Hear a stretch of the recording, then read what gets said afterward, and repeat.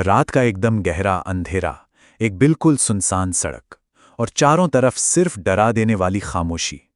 आज की इस खौफनाक पड़ताल में हम एक ऐसी सच्ची लगने वाली घटना की तह तक जाने वाले हैं जो सच में रोंगटे खड़े कर देती है। ये कहानी है काली घाटी हाईवे के उस श्राप की, एक ऐसा सफर जो किसी डरावनी कैंपफायर कहानी से बिल्कुल कम नहीं है।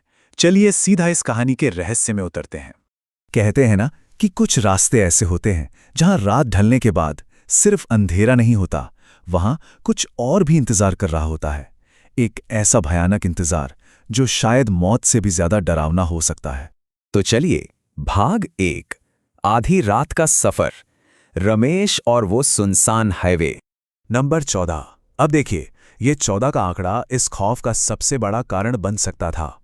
रमेश पिछले 14 घंटे से लगातार ट्रक चला रहा था। पूरे 14 घंटे आंखें एकदम भारी हो चुकी थीं। इतनी ज्यादा थकावट में अक्सर दिमाग असली और ख्याली चीजों के बीच का फर्क ही भूल जाता है। लगता है ना कि शायद नींद का खुमार होगा, लेकिन आगे जो हुआ वो कोई वहम बिल्कुल नहीं था। भाग 2, सफेद साड़ी वाली परछाई। जरा इस मंजर को महसूस करने की कोशिश करते हैं। आधी रात का वक्त और अचानक सड़क के बिल्कुल बीचों बीच एक औरत दिखाई देती है। कुछ ही सेकंड बाद पूरी ताकत से ब्रेक लगती है और ट्रक के टायर चीखते हुए सड़क पर घिसटते हैं। लेकिन अगले ही पल सड़क एकदम खाली, पूरा सन्नाटा।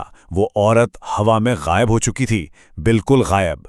रमेश ने खुद को यही समझाया कि भाई 14 घंटे की थकावट है, नींद का धोखा होगा। लेकिन तभी ठीक पीछे से एक बहुत ही ठंडी, कांपती हुई आवाज आई, भैया मुझे थोड़ा आगे तक छोड़ दोगे? ये सुनकर ही शरीर में बर्फ जैसी ठंड दौड़ जाती है। अंधेरे में वही औरत खड़ी थी। उसका चेहरा एकदम धुंधला था, लेकिन आंखें किसी खौफनाक रोशनी से चमक रही थीं। भाग 3, डरावना हमसफर। वो औरत रमेश के ट्रक में सवार तो हो गई, लेकिन पीछे के हिस्से में। और बस यहीं से खौफ अपनी चरम सीमा पार कर जाता है। वो औरत ट्रक के पीछे वाले हिस्से में थी। कुछ ही सेकंड बीते होंगे और लोहे पर ठक ठक की तेज आवाज आने लगी। ट्रक ने रफ्तार पकड़ी ही थी कि एक बहुत ही धीमी, अजीब सी, खौफनाक हंसी उस सन्नाटे में गूंजने लगी। और फिर अचानक वो हंसी दिल दहला देने वाले रोने में बदल गई। रमेश से अब रहा नहीं गया। खौफ के मारे उसने पूछ ही लिया, क्यों रो रही हो? तब उस घने अंधेरे से आवाज आती है, जिस इंसान ने वादा किया था उसी ने मुझे यहां मरने के लिए छोड़ दिया। इन शब्दों में इतना भयानक दर्द और डर था कि किसी की भी नसें सुन्न पड़ जाएं। अब आते हैं भाग 4 पर, काली घाटी का रहस्य। मेरा गांव आ गया। सबसे डरावनी बात तो ये थी कि बाहर कुछ था ही नहीं। दूर दूर तक सिर्फ और सिर्फ घना जंगल। जब रमेश ने कहा कि बाहर तो कुछ भी नहीं है, तो उस औरत ने बस उस घने जंगल की तरफ इशारा किया, मुस्कुराकर बोली कि उसका रास्ता यहीं से शुरू होता है। और देखते ही देखते वो उस अंधेरे में समा गई। रमेश का डर अब पागलपन की हद तक पहुंच चुका था। वहां से भागने की एक आखिरी उम्मीद में रमेश ने ट्रक को पूरी रफ्तार से दौड़ा दिया। लेकिन काली घाटी का वो खौफनाक लूप उसका इंतजार कर रहा था। हेडलाइट की रोशनी एक टूटे हुए बोर्ड पर पड़ती है, जिस पर फिर से वही लिखा था, काली घाटी। वो एक ऐसे अंधहीन लूप में फंस चुका था जहां से बाहर निकलने का कोई रास्ता ही नहीं था। और इसी खौफ, इसी दहशत के मारे स्टीयरिंग से उसका कंट्रोल पूरी तरह छूट गया।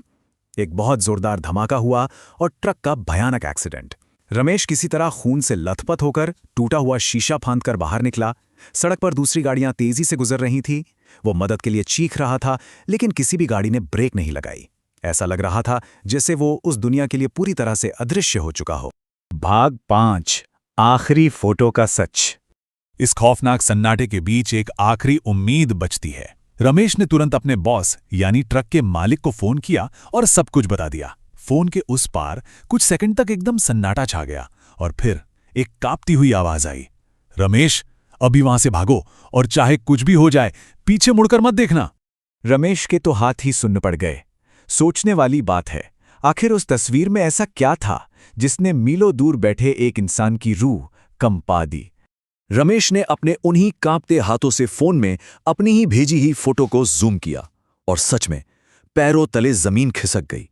वो औरत वो पूरी यात्रा में ट्रक के पीछे थी ही नहीं, वो रमेश के ठीक बगल वाली सीट पर बैठी थी और उस फोटो में उसका वो चेहरा इंसानों जैसा बिल्कुल नहीं था। उस काली रात के बाद रमेश ने कभी भी उस रास्ते पर अकेले सफर करने की हिम्मत नहीं की। इस पूरी घटना की पड़ताल हमें ये सोचने पर मजबूर कर देती है कि कुछ रास्तों पर सच में सिर्फ अंधेरा नहीं होता। अगली बार आधी रात को किसी सुनसान हाईवे पर अगर पीछे से कोई आवाज आए तो पीछे मुड़कर देखने की गलती कभी नहीं करनी चाहिए। इसी खौफनाक सच के साथ हम आज की इस पड़ताल को यहीं रोकते हैं। सुरक्षित रहिए और रास्तों के उस गहरे अंधेरे से बचकर रहिए।